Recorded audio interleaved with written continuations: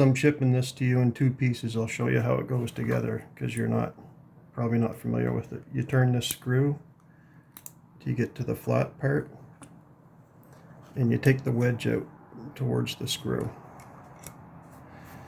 Then simply make sure it's half cock, have this in place, and it lines up just like so.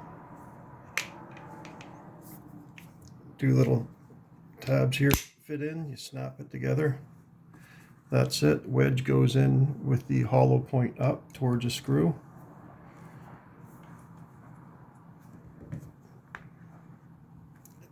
Fits a little snug, but then you just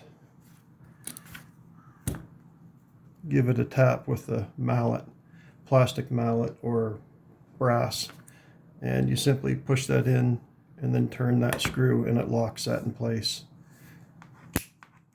And that's it.